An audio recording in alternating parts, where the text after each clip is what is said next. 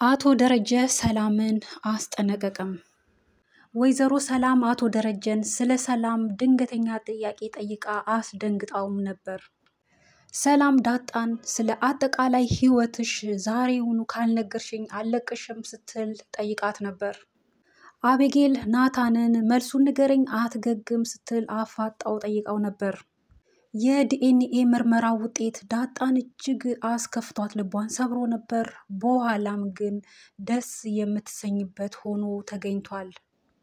ሰላም ጤና ይስጥልን። የተወደዳችሁ የተከበራችሁ የዚህ ቻናል ቤተሰቦች እንደምን አላችሁልን? በያላችሁበት ሰላምታ ይድረሳችሁ። ሰላም ጤና ደስታ በጥፍ ድርብ ይብዛላችሁ እያልኩ እነሆ በዚህ ቪዲዮ በዚህ ሰዓት የማጋራችሁ እጅግ ተወዳጅ አነቃቂ የሆነውን የዳጣ ድራማን ነው። ቪዲዮን በማየት ቆይታ እንድታደርጉ በአክብሮት ጋበዝኩ። ለዚህ ቻናል አዲስ ከሆናችሁ ሰብስክራይብ በማድረግ ቤተሰብ እንድትሆኑን ስል እጋብዛችኋለሁ። ቪዲዮንም ላይክ ማድረግ እንዳትረሱ። ስለምታበረታቱን ከልብ አመሰግናለሁ። ከባለፈው ክፍል ቀጥሎ እንደተመለከትነው የዲኤንኤ ወረቀት ሲዞር እንግዲህ አቶ ደረጀ እጅ ገብቶ ነበር። አቶ ደረጀም ቀስ ብዬ አየዋለሁ በሚል ወደ ቤት ሲገቡ እንግዲህ ሚስታቸው ወይዘሮ ማርቲን ባለችበት ዳጣም እንዲሁም ልጃቸውን ባለችበት ገልጠው ያንን ወረቀት ለማየት ሲመለከቱት እንግዲህ የእሳቸው ስም የዳጣም ስም እንዲሁም ደግሞ የዲኤንኤ ምርመራ ውጤት ነው። በዛም እጅጉን ተደናግጠው ይህ እንዴት ሆነ እንዴት ሊሆን ቻለ በሚል ተፋጠውም ነበር። በዚህ ሂደት ላይ ተፋጠው እንዳሉ የዚህን የምርመራ ወረቀቱን ምንነት እንግዲህ ወይዘሮ ማርቲ ስለምታውቅ አቶ ደረጀ እጅ መግባቱ እጅግ አስደንግጧት እሱ እንዳያይ ፈልጋ ተጥሎ ነበር።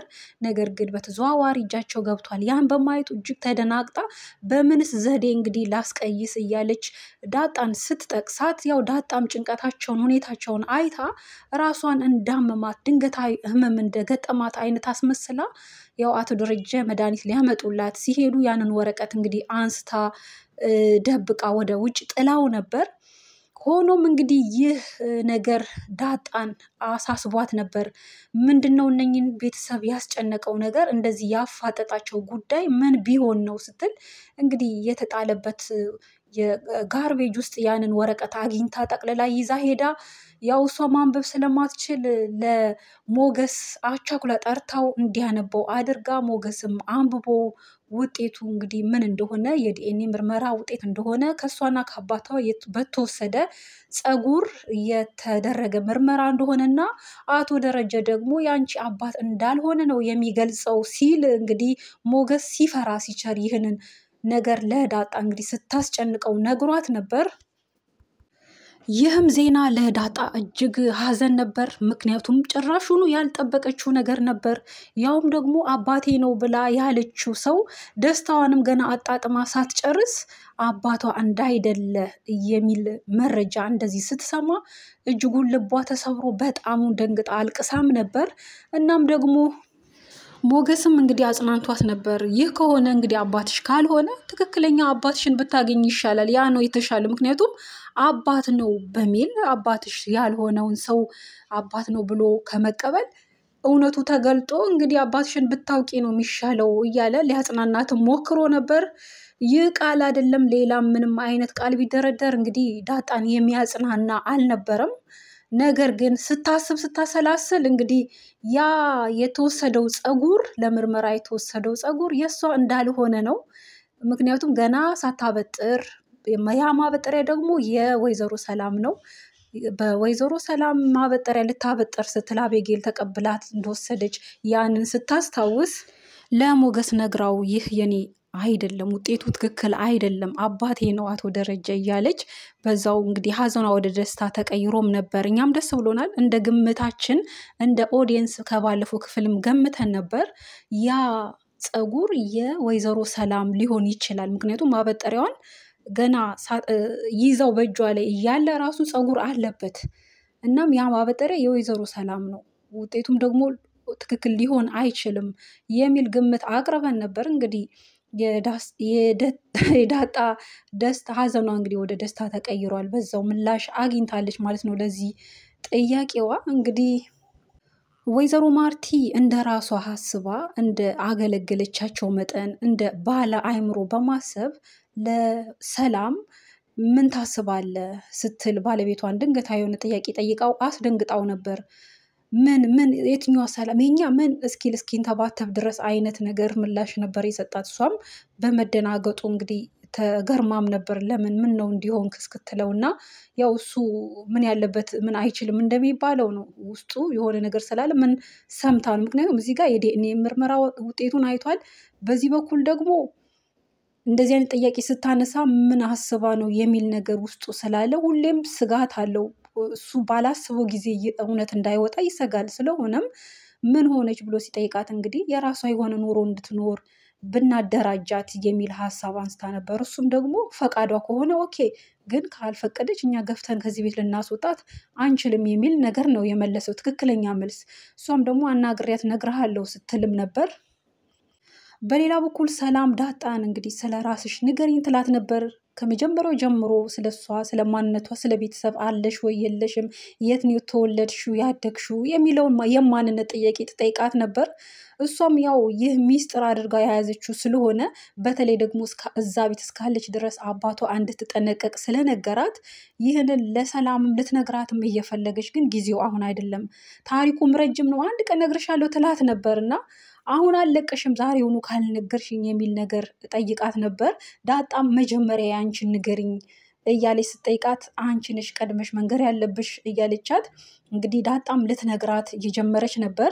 እንግዲህ በቀጣይ ዳጣ ታሪኳን ለዚች ለሰላም ስትነግራት ሰላም ደግሞ የራሷ የሆነ ታሪክ አላት፣ የራሷ የሆነ ታሪክ አላት ከዚች ከዳጣ ጋር የሚያገናኝ እና በዚህ አጋጣሚ እንግዲህ እርስ በርስ በሚነጋገሩ ሰዓት ዳጣ የሰላም እናት መሆኗ ይገለጥ ይታወቅ ይሆን ወይስ?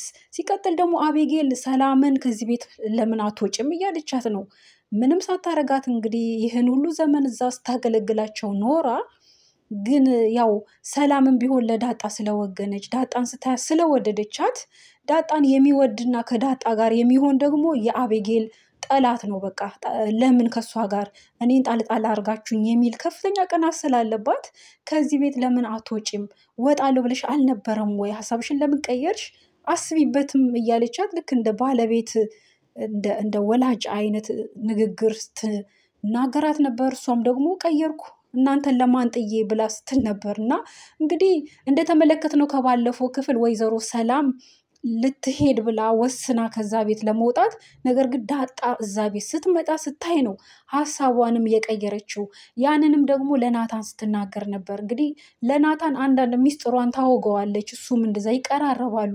ከዛም አንጻር እንግዲህ ሀሳቤን ቀይሬያለሁ ስትለው ነበር። ለምን ቀየርሽ ብሎ ሲላት አሁን አልነግርህም ነው ያለችው። እና የሆነ ጊዜ ደግሞ እንዲሁም ናታን መርቂኝ ብሎ ባለሳ ስትመርቀው ጠባቂ አትሁን ስትለው ከምርቃቶቹ ሁሉ ይህ ቃልን ለይቶ ምን ማለት ነው ብሎ አጥብቆ ሲጠይቃትም ነበር።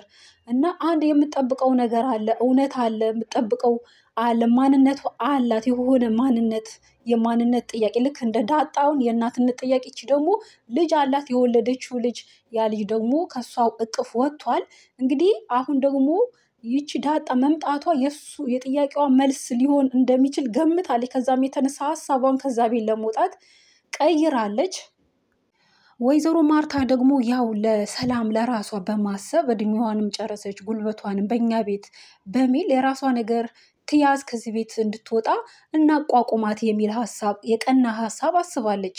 ሰላም ግን እንግዲህ አንድ ነገር ከዛ ቤት የሆነ ፍንጭ ካላገኘች ዳጣ ከመጣች ጊዜ ጀምሮ ሀሳቧን ከዛ ቤት የመውጣት ቀይራለች። ስለሆነም በምን አይነት ሁኔታ ይሆን ሰላም ከዛ ቤት እንድትወጣ የሚያደርጉት?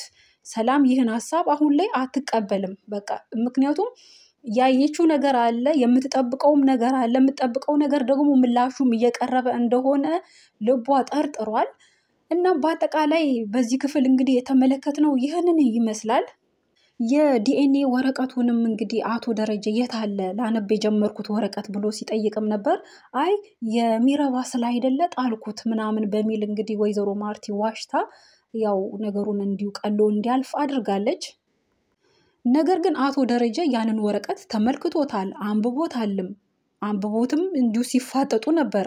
እናም ያየው ነገር አለ፣ ልክ እንዳላየ አድርጎ አስመሰለ እንጂ አይቶታል፣ ወረቀቱን አንብቦታል። እያነበበም ሲፋጠጡ ነው እንግዲህ በዚህ መሀል ዳጣ እንግዲህ አስቀይሳ እንዳመማት መስላ ነገሩ እንዲዘናጋ ያደረገችው። አቶ ደረጀም ጠበቅ አድርገውም አልጠየቁም፣ አምጪ ሲሉም አላስገደዱም። በዚህ ላይ አልፈዋል፣ ነገሩ እንዲያልፍ አድርገዋል። በአጠቃላይ እንግዲህ በዚህ ክፍል ይህንን የተመለከትነው። ቀጣይ ክፍል ምን ይዞልን ይመጣ ይሆን?